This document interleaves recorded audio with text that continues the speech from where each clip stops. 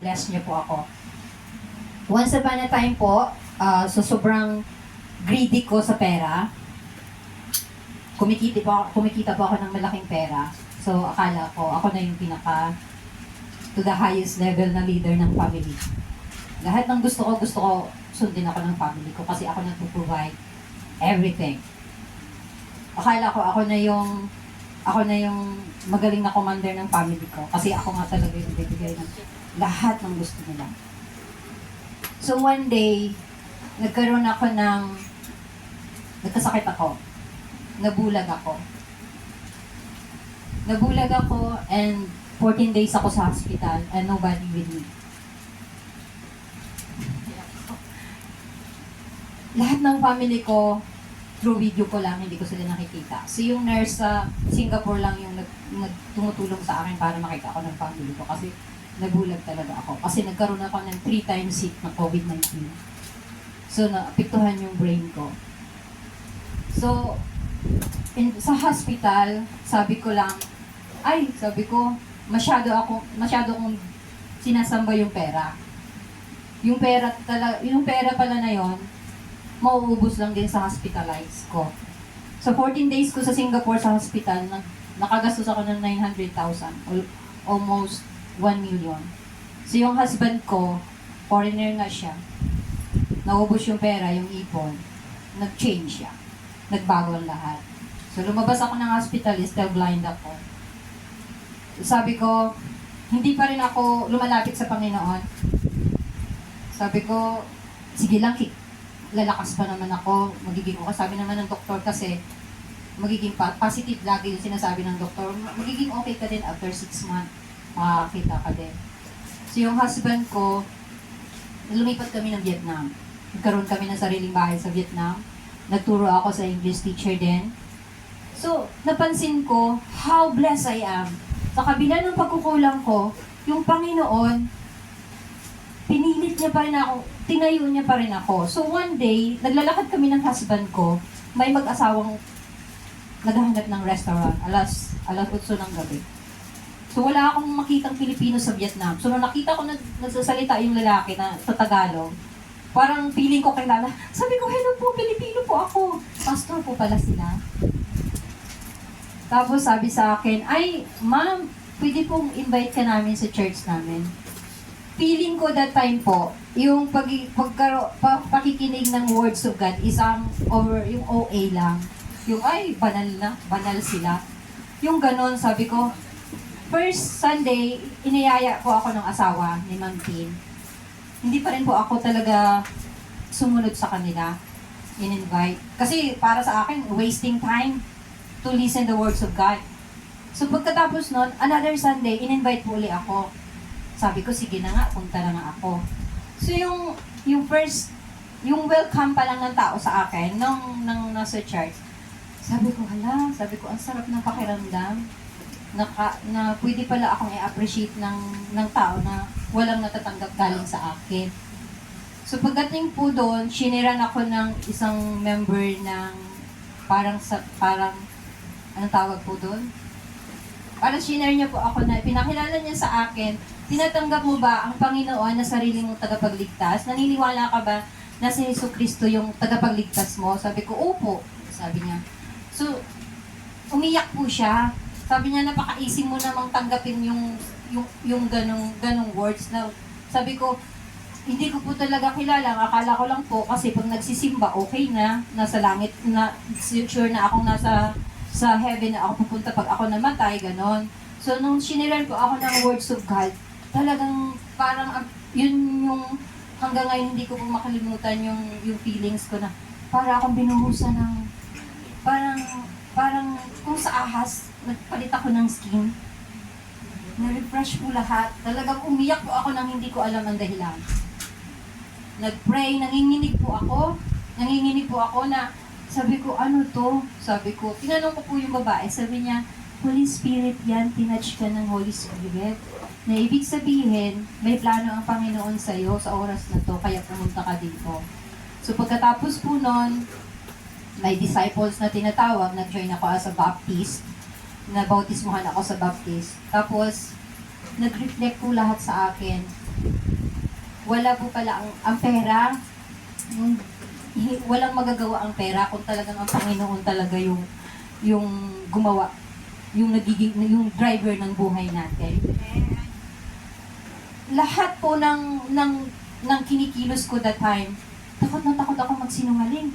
A little words, dapat maging tapat ako kasi yung Holy Spirit, umaga, hindi ako marunong magbasa ng Bible, hindi ako marunong, nung tinuruan po ako ng pastor namin na pagising, huwag cellphone, di ba tayo pagising natin, cellphone. Yung pala, kailangan nating mag-devotion. Before anything else, bago tayo bumangon, magbasa muna tayo ng isang verse, magnilay-nilay tayo, para yung pagkain natin sa buong maghapon, yung Holy Spirit, yung ating spiritual, na smooth. Ang natutunan ko po bilang Christian, nung nakilala ko po ang Panginoon sa buhay ko, before anything else, God first. Yung pagising natin, alam natin lahat dito, pagising natin yung cellphone agad.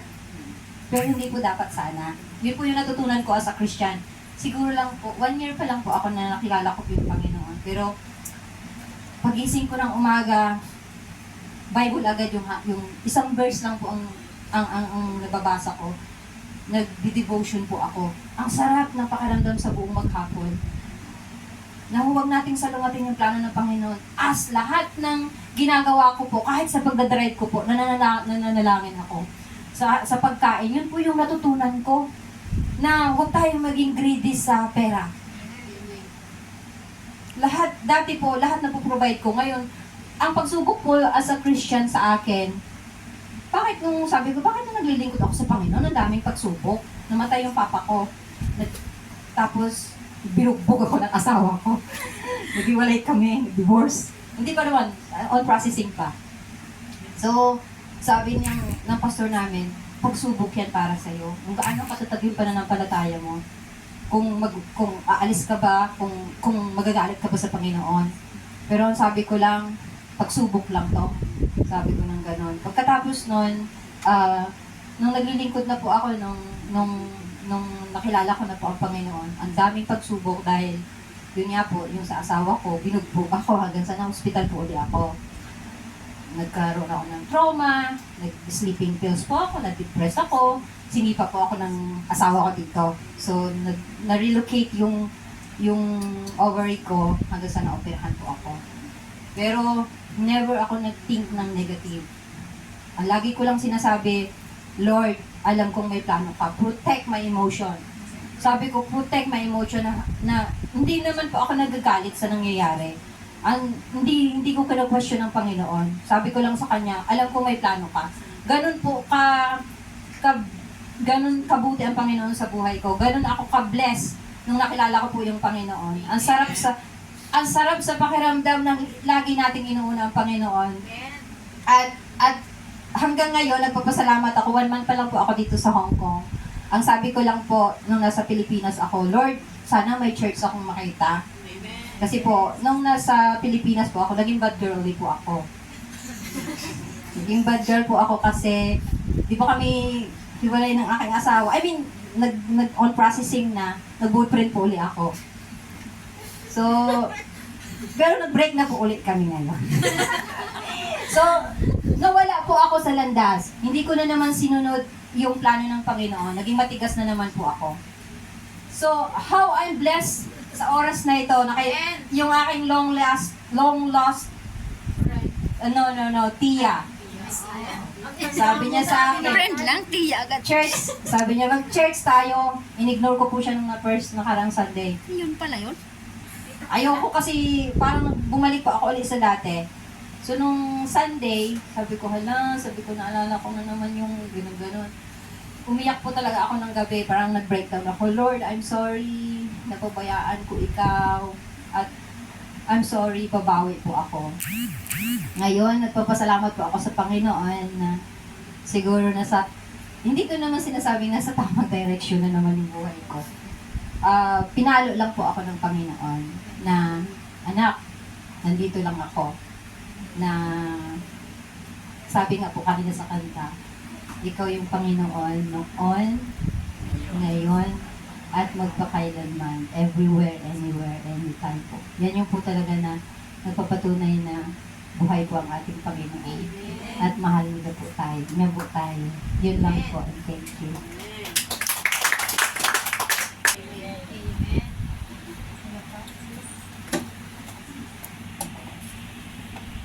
Magandang umaga po sa ating lahat. Good morning. Bali, first time po nakarating.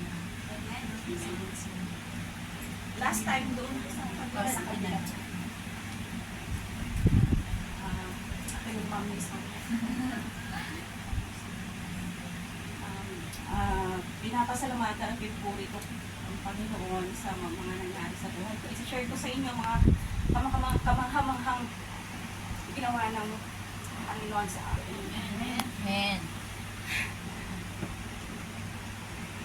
Last March, I was diagnosed na may cancer ako. Then,